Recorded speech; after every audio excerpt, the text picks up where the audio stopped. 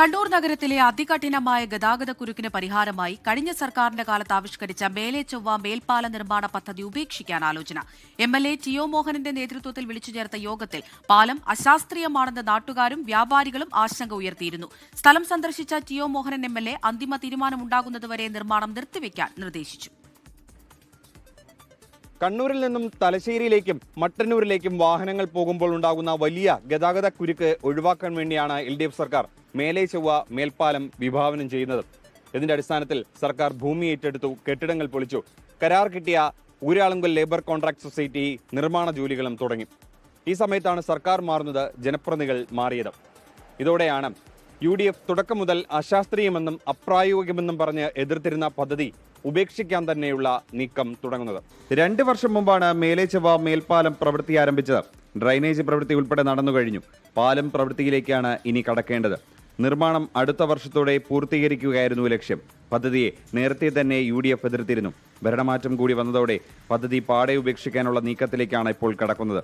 പദ്ധതി ഗതാഗതക്കുരുക്ക് കൂടുതലാക്കാൻ ഇടയാക്കുമെന്നാണ് ടി.ഒ. മോഹനൻ MLA ഉൾപ്പെടെയുള്ളവരുടെ അഭിപ്രായം. കഴിഞ്ഞ ദിവസം നടന്ന യോഗത്തിൽ 60 പേരാണ് പങ്കെടുത്തത്.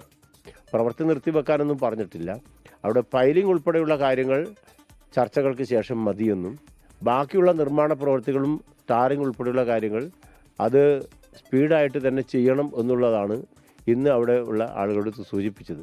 കണ്ണൂർ തലശ്ശേരി ദേശീയപാത, മേലെ ചൊവ്വ, മട്ടന്നൂർ, ഇരിട്ടി സംസ്ഥാനപാത എന്നീ റൂട്ടുകളിലെ യാത്രക്കാരെ ലക്ഷ്യമാക്കിയായിരുന്നു മേൽപ്പാലം പദ്ധതി. റോഡ്സ് ആൻഡ് ബ്രിഡ്ജസ് ഡെവലപ്മെന്റ് കോർപ്പറേഷന്റെ മേൽനോട്ടത്തിൽ ഊരാളുങ്കൽ ലേബർ കോൺട്രാക്ട് കോപ്പറേറ്റീവ് സൊസൈറ്റിയാണ് നിർമ്മാണ കരാർ ഏറ്റെടുത്തത്.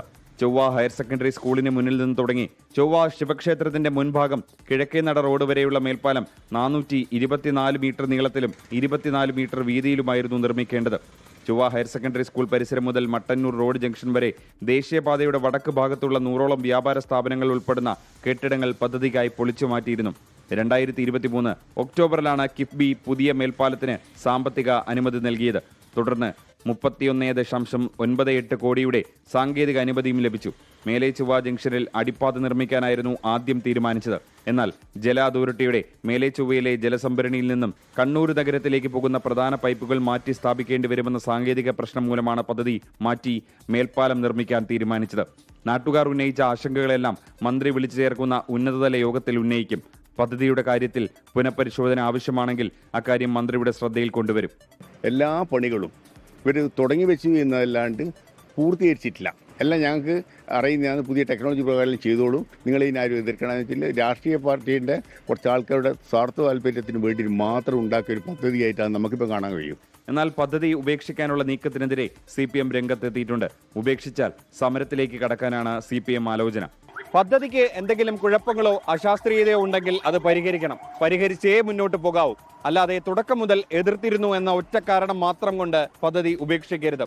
കാരണം ജനങ്ങളുടെ നികുതി പണമാണ് ഇതിലുള്ളത്. കണ്ണൂരിൽ നിന്നും രജീഷ് കരിവള്ളൂരിനൊപ്പം അജീഷ് ജയകുമാർ, 24.